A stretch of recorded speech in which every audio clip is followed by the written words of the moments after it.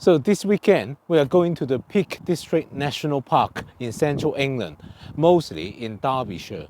And in this video, I will show you some of the most interesting and prettiest places to visit in the Peak District. So let's go!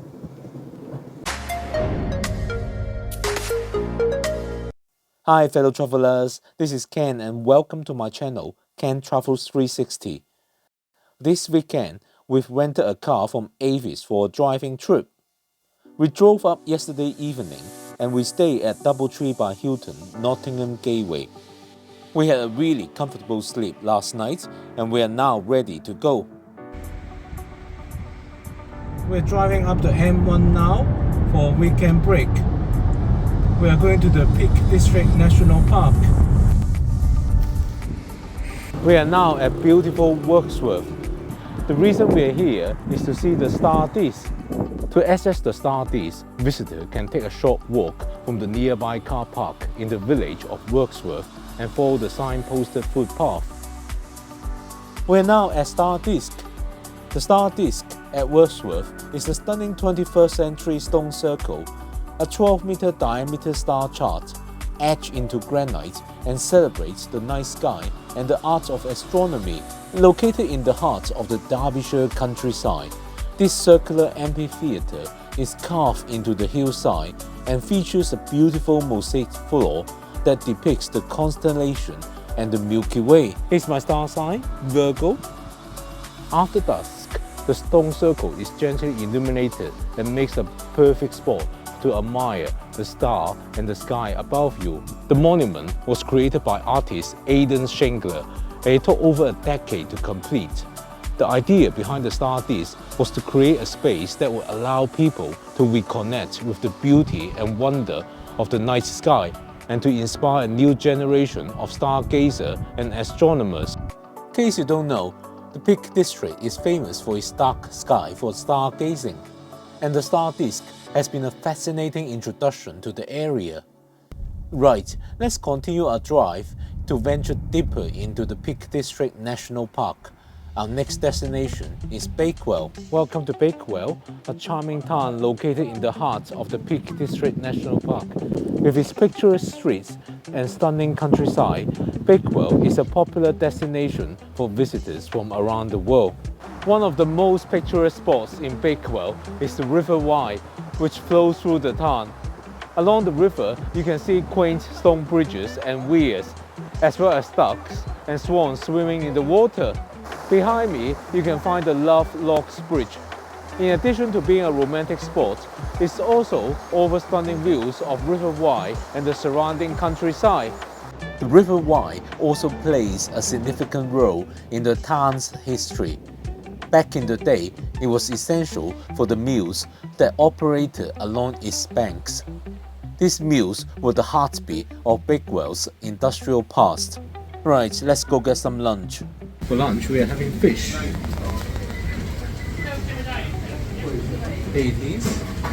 After that lunch, we needed something sweet. No visit to Bakewell will be complete without trying a Bakewell tart, a delicious pastry made with almond frangipane and raspberry jam. The town is famous for this tasty treat, which is available in many of the bakeries and cafes in this area. Right, let's select a Bakewell tart.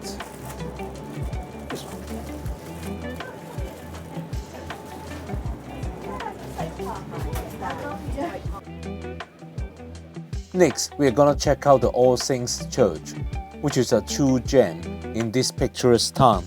The first thing you will notice is its stunning architecture. With its impressive stone facade, intricate carvings, and towering spire, it's a sight to behold.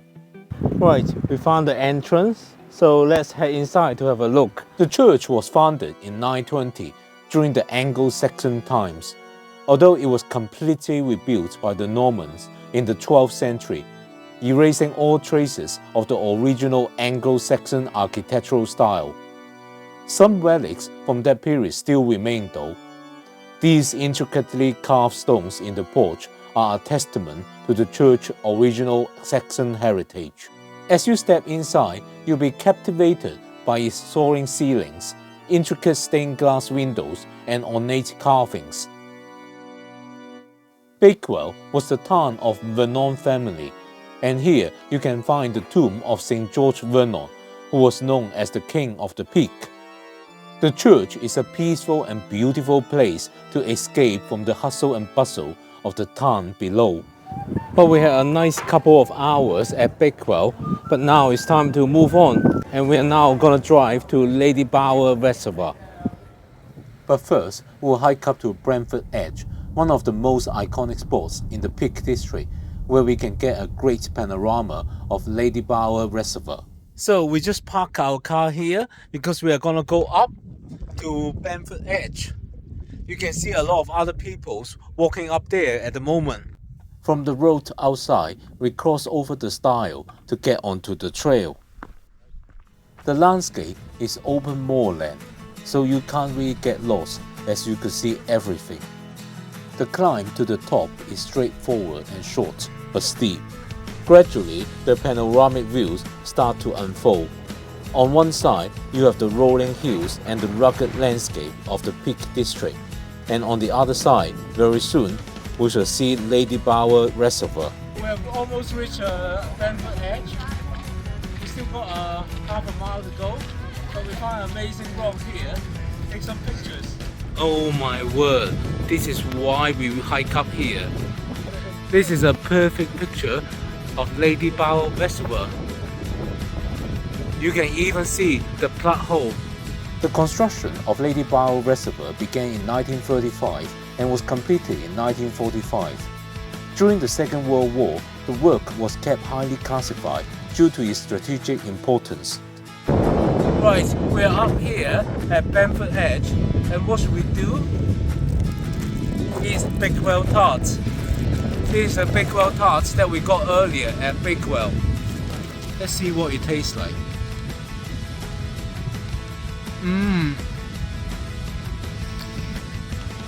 This is much better than the Mr. Kipling's version that I got the other day. Finally, we have reached the Brentford Edge. Here you can get an amazing panoramic view of the reservoir. You can see the plug hole, the dam wall, the aqueduct, and of course the reservoir itself. There are also a few hanging rocks so that you can take stunning photos with Lady Bower Reservoir in the backdrop. These rocks are very safe, and it's not actually a huge drop below. It's all about camera angles. Right, having taken our Instagram shots, it's now time to hike back down. We're now going to Lady Bower Reservoir, a stunning body of water nestled in the heart of the Peak District National Park in England. If you are planning a visit here, you will be pleased to know that there are ample parking facilities available nearby, allowing you to access this breathtaking location. To get to the car park, set the sat-nav to this postcode. Lady Bower Reservoir isn't just a pretty sight, it also boasts an interesting story. Constructed in the 1940s and inaugurated in 1945, the reservoir played an important role in providing water to the surrounding areas like Leicester, Sheffield, Nottingham and Derby, particularly during times of drought. It flooded 2 miles of Derwent Valley and drowned the villages of Derwent and Ashopton. One of the most fascinating features of Lady Bower reservoirs are the 2 plug holes located at either end. These unique structures were designed to control the water levels of the reservoir, allowing for more efficient water management. When there is a drought, people flock here to see the field-revealed stones and walls of the drowned villages. The Canadian's rocky-style landscape also draws many visitors, with extensive views over great bodies of water, surrounded by dark curtains of conifers planted for water purity. So if you are interested in photography, here are the best spots. The first one is the dam wall. Here, this is the perfect spot to take panoramic shots of the reservoir. You can capture the vast expanse of the water and the surrounding hill in one shot. We just have been up there at Brentford Edge. This is a great spot to capture panoramic shots of the reservoir. By the way, there are no mountain peaks in Peak District. It actually got its name from the Anglo-Saxon tribe Paxton, believed to have settled in this area. We're gonna take a pause now as the first day of this Peak District National Park trip is drawing to a close. But don't go away, when we come back, I'll be showing you a couple more amazing attractions that we visited on our second day of this Peak District trip.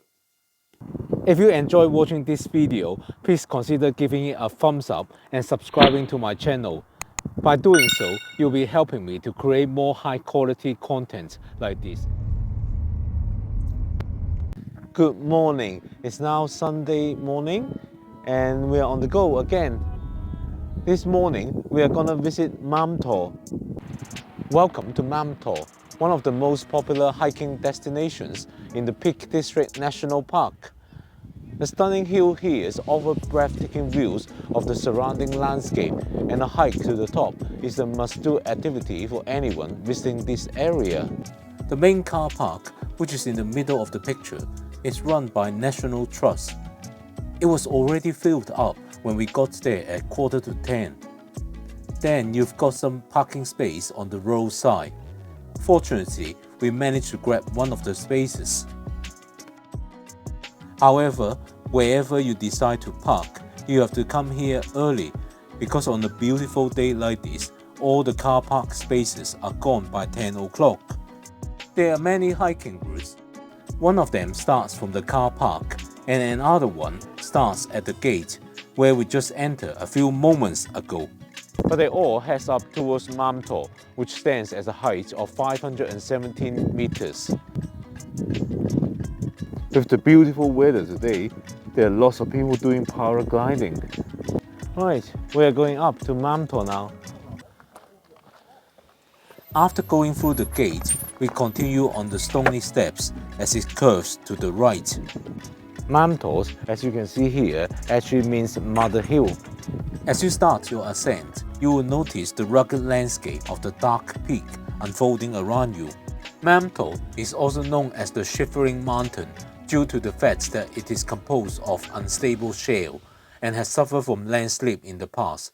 The unstable nature of the hill has led to its nickname, as well as a unique and constantly changing landscape that is fascinating to explore. As you continue up the hill, you'll reach the summit of Mam Tor. From here, you can enjoy stunning panoramic views of the surrounding countryside. The hiking route is relatively easy to follow, and there are several signposts along the way to guide you. Here we are, this stone marks the summit. I found out later that these pillars are called triangulation pillars or trig points. They were used by the Ordnance Survey to determine the exact shape of the country. They are generally located on the highest bit of ground in the area so that there is a direct line of sight from one to the next. We spent a few moments taking in the view at the summit, watching the paragliders in action before descending to return to the car. We drove to Buxton to have lunch, and afterwards we drove to the last attraction of this trip, Crych Tramway Village.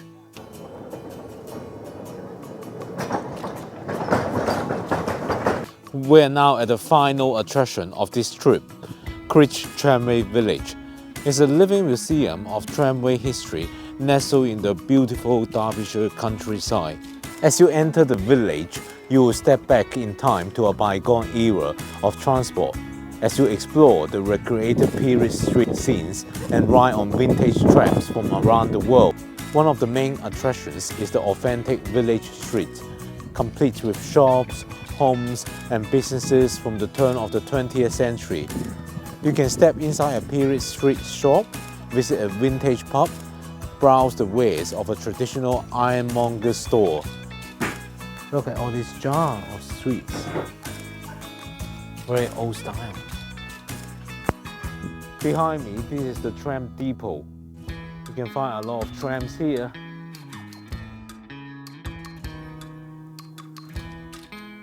This one is an old New York tram. I didn't know there were trams in New York. Behind me, we have the Derby Assembly Rooms.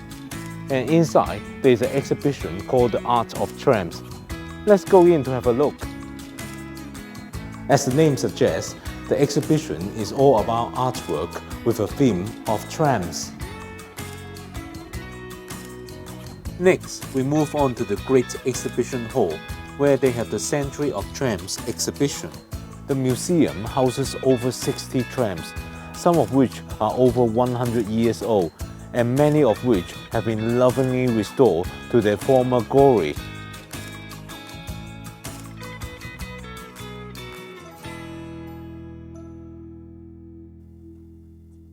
This is one from Blackpool. Looks like we can get into this tram, so let's go have a look.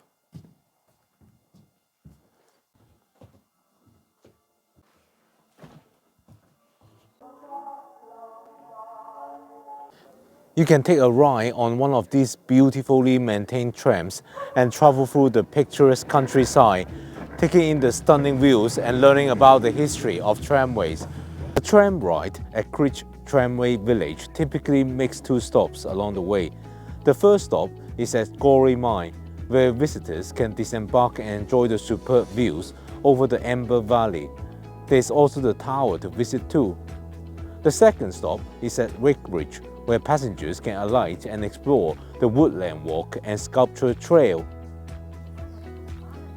When you enter the Crich Tramway Village, you are given a coin like this after you have paid the admissions. This is the coin that you use on the tram to exchange for an all-day unlimited ride ticket. Getting electricity to a moving vehicle in the street is difficult. You have to maintain an electrical connection that moves with the tram and must go around corners and not be a danger to people in the street. It's not possible to have a long wire with a plug on the end. So most original British tramways use the trolley pole and an overhead wire. The pole is sprung so that it pushes up against the wire. It has a grooved wheel on the end to keep it on the wire, and it can swivel to follow the wire. Right, it's now time to get on the tram. Ooh, it's very tight. Right, we are getting to the front. Here we go. Riding the trams is probably my favorite activity at this attraction, and from what I can see, it's also the favorite activity of most visitors too. On a fine day like this, I really recommend choosing an open-top tram to ride. Each day, they bring out a different selection of tram from the depot to operate. So if you happen to visit on another day, you have the pleasure of seeing other fascinating trams in action. As we roll through the picturesque countryside, we couldn't help but appreciate the beauty of our surroundings. We rode all the way to Gorey Mine stop, but the tower was just too far away to walk to. So we're gonna see the tram post being turned around.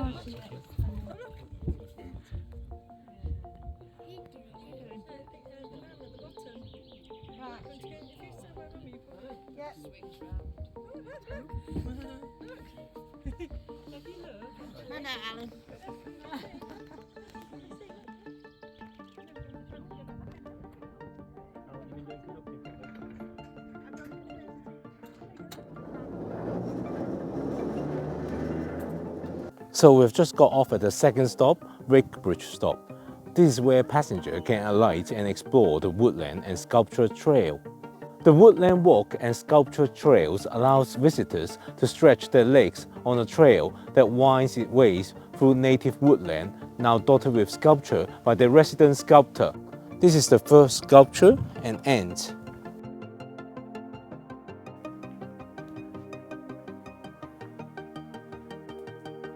There's a wizard here.